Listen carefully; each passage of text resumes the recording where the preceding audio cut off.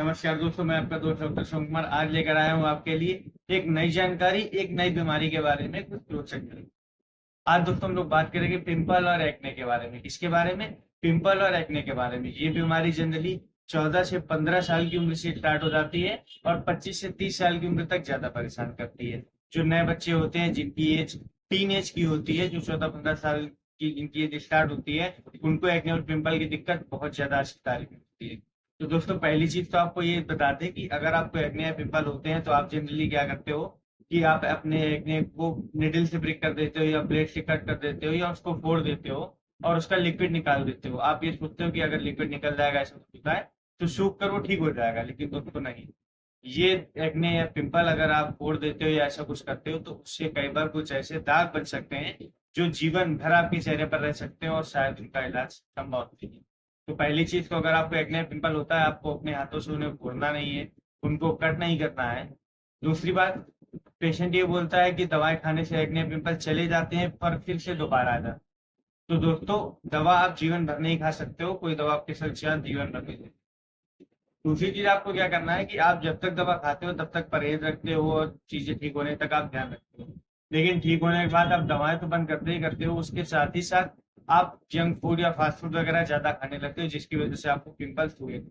दोस्तों, अगर आप एक बार एक्ने पिंपल की प्रॉब्लम आपको हो चुकी है या आपको ऐसी समस्या हो चुकी है, तो आपको ध्यान देना चाहिए कि आपको कहीं ना कहीं फास्ट फूड या बहुत ज्यादा बाहर का ऑयली, बहुत ज्यादा हार्ड खाना खाने की वजह से ये चीजें हुई। तो आपको आगे इन चीजों को थोड़ा सा अवॉइड करना चाहिए, थोड़ा सा परहेज करना चाहिए, थोड़ा सा ध्यान रखना चाहिए। अगर आपको एक्ने या पिंपल की समस्या रहती है तो आपको फास्ट फूड बहुत कम से कम खाना है, बहुत ऑयली चीजें ज्यादा नहीं खानी है, बहुत ज्यादा स्पाइसी चीजें नहीं खानी है। अगर आप इन चीजों का परहेज करते हैं तो शायद आपको दोबारा एक्ने या पिंपल की बीमारी ना हो।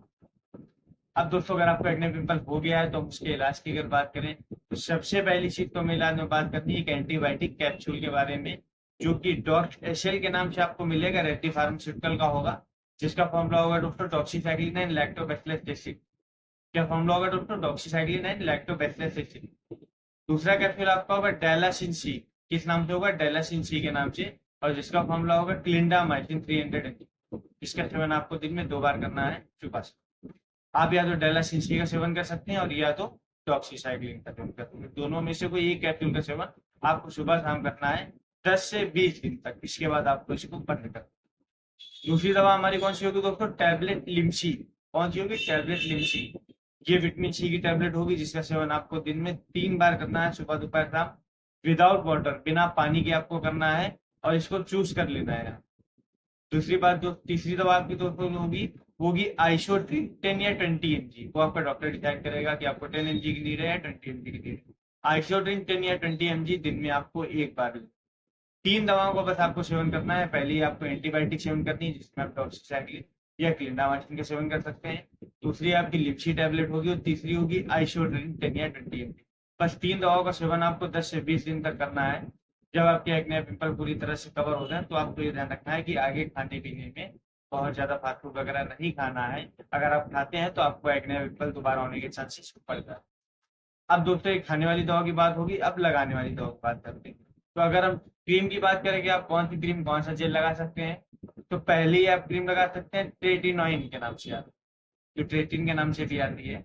इसका फॉर्मूला ट्रेटिनोइन होता है। या तो आप ये लगा सकते हैं या दूसरा बेंजोइल पेरोक्साइड का जेल लगा सकते हैं, जो कि परसोल के नाम से आता है। आपको इन दोनों में से कोई एक ट्यूब लगाना है। इसके बाद फेस वॉश आपको कौन सा यूज करना है? तो face wash off acne star use कर सकते हैं। कौन सा यूज कर सकते हैं? Acne star face wash. बस आपको ये ट्यूब और इस फेस वॉश का यूज करना है। साथ ही साथ पानी आपको ज्यादा से ज्यादा पीना है। आप जितना ज्यादा पानी पियोगे उतनी ज्यादा आपकी रिकवरी होगी। फ्रूट का सेवन आपको बहुत ज्यादा से ज्यादा। तो उम्मीद है दोस्तों जानकारी आपके लिए आपके लिए कहीं ना कहीं मदद करेगी।